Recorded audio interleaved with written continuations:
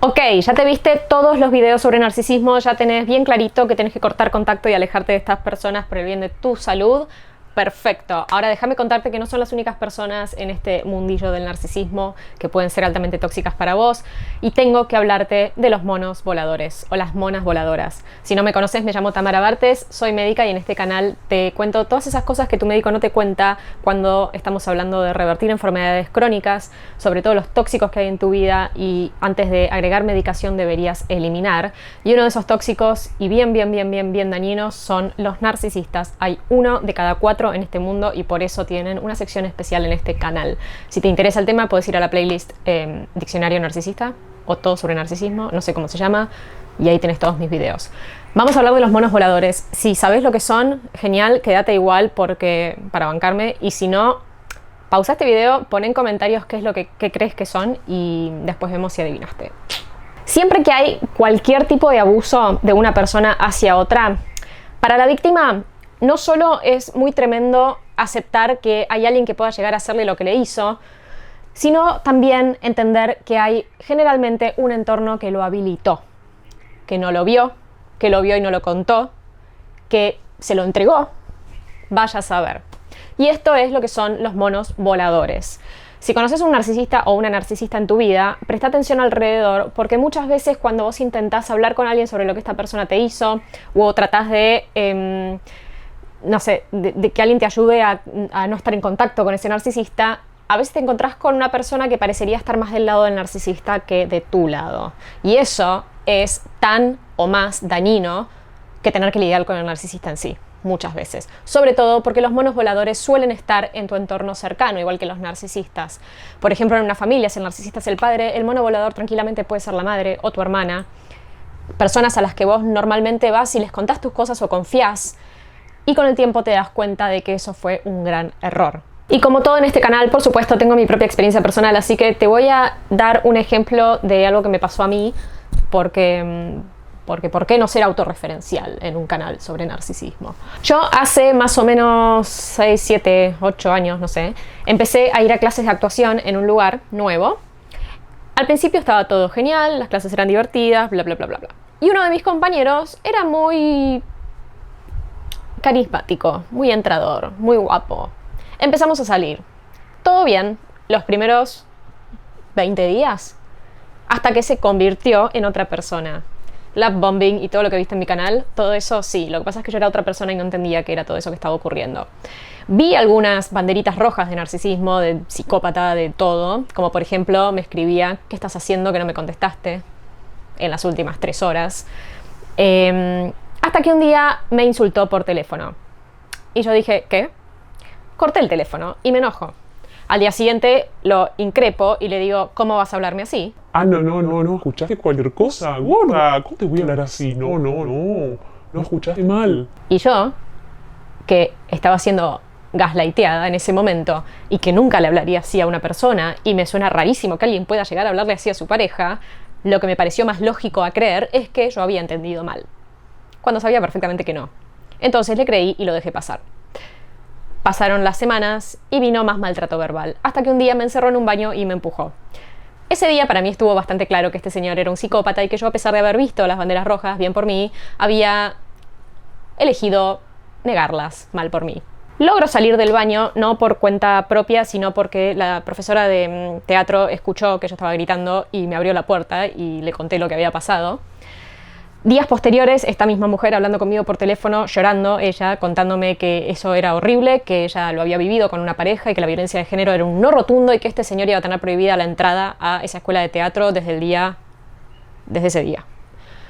Yo dije, bueno, gracias, qué lindo, qué contención, qué comprensión, qué empatía, qué validación a lo que acaba de suceder. Voy al director de la escuela, otro narciso tremendo, quien me dice que había que ver en realidad por qué yo me juntaba con este tipo de gente. Yo le dije que eso no era algo lo que había que ver es por qué este señor seguía en la escuela y yo no me junto con ese tipo de gente, era el primero y me duró lo que duró y se fue ya de mi vida. Luego me dijo que me recomendaba que no se lo contara a nadie porque la gente iba a pensar que yo estaba loca y eso no me iba a hacer quedar bien a mí. Momento en el cual dije, este señor tiene muchísimas ganas de apañar a su amigo, entonces yo me paro y me voy. Hice lo contrario a lo que me pidió y se lo conté a todo el mundo, porque estas cosas hay que contárselas a todo el mundo. Cuestión, ¿qué ocurrió? Me trataron todos de loca. Porque ¿cómo hacen estos seres del mal para que vos seas la loca? Lo primero que hacen, que es lo que hizo este chico, y yo ahora lo veo con el diario del lunes, es ser muy, muy, muy amorosos con todo el entorno. Te van a ayudar, van a ser la persona más linda del mundo con todo el mundo. Y después, puertas adentro, con esa persona con la que tiene más convivencia, va a ser un ogro. Cuando vos le cuentes que fue violento con vos, el resto va a decir, Mengano, no puede ser, ¿no? Si eres un amor, esto estás inventando. Es tan raro lo que estás contando con este personaje que yo conozco que no te creo. Entonces, además de tener un loquito que te hizo eso, tenés todo un entorno que te está haciendo gaslighting. Yo en ese momento era más chica, entonces tenía menos idea de cómo manejarme en el mundo, ahora tampoco, pero antes menos. Y estaba como tratando de insistirle a todo el mundo que me creyera que este señor era en verdad un ogro que yo conocía y que ellos no estaban viendo porque no se los había mostrado a ellos. Y me trataron tanto de inventar cosas, de despechada, de loca, de no sé qué cosa, que me fui llorando. Esa escuela nunca más fui. De hecho, yo era la protagonista de una obra que íbamos a estrenar en, no sé, un mes. Y me tuve que ir yo de la obra porque a él no lo iban a sacar. Los protagonistas éramos nosotros dos. Pusieron otra chica, Tamara se fue y adiós no te vi. Y el señor siguió ahí siendo como el amigo de todos. Estuve muchísimo tiempo llorando por este tema en mi casa sola, sin ir a mis clases de teatro. Porque yo podía, no sé si entender, pero superar que hubiera una persona mala en este mundo que me hizo algo malo. Pero yo no podía, con el dolor que me generaba, que haya todo un entorno que tomara su lado en una situación en donde la víctima era claramente yo. Porque en general, cosas malas nos pasan a todos te habrán pasado miles, pero uno puede girar e ir a una persona de confianza y tener del otro lado validación, empatía, escucha, comprensión.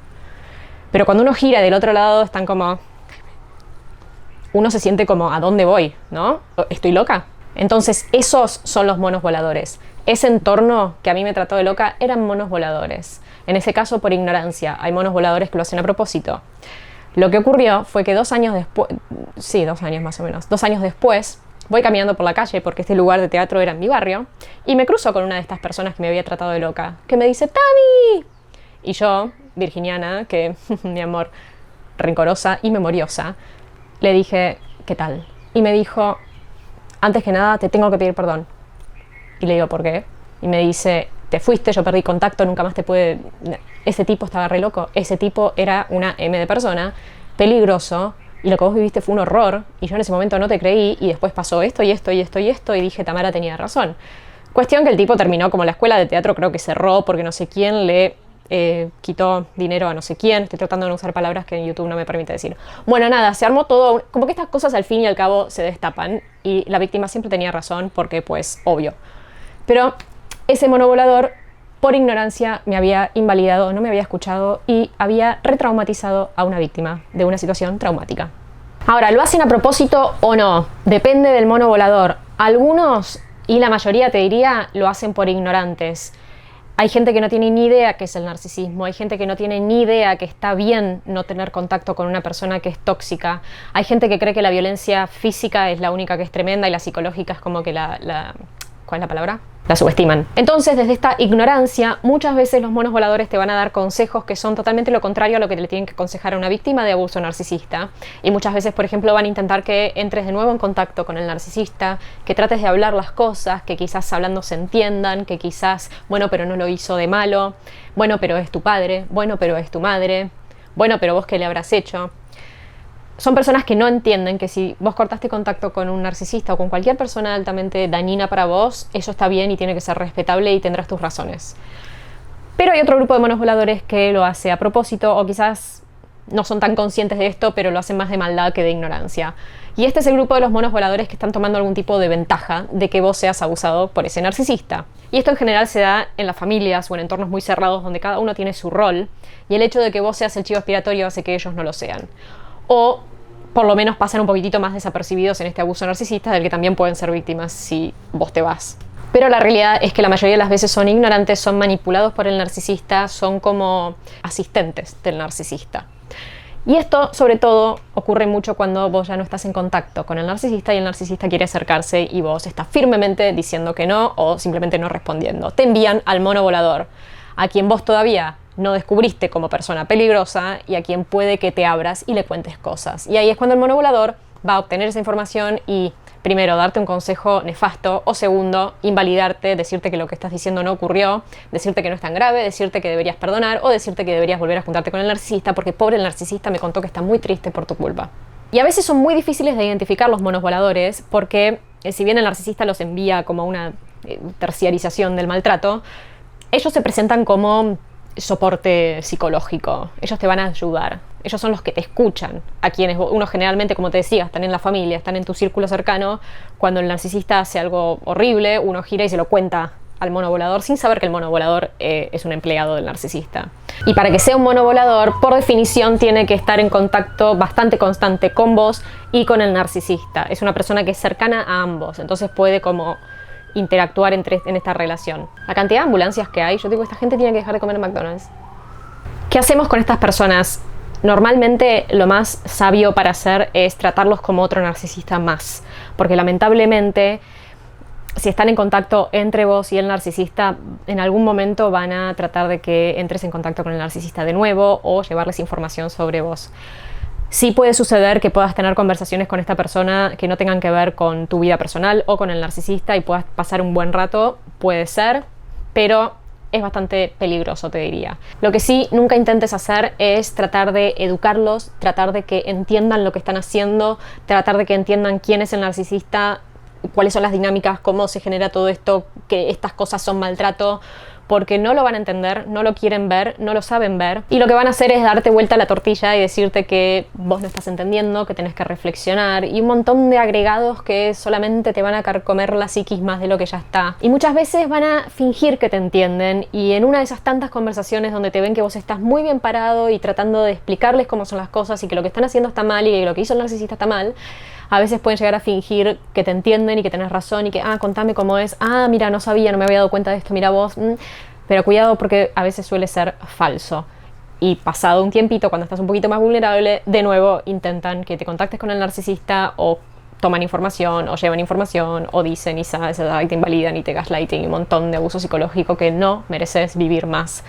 Entonces a estas personas o le pones unos buenos límites o directamente adiós. Una vez vi una frase que decía: a las personas hay que darles de comer con una cuchara muy larga, o algo así. Queriendo decir, dales de comer, pero primero límites, después la empatía. ¿Ok? ¿Ok?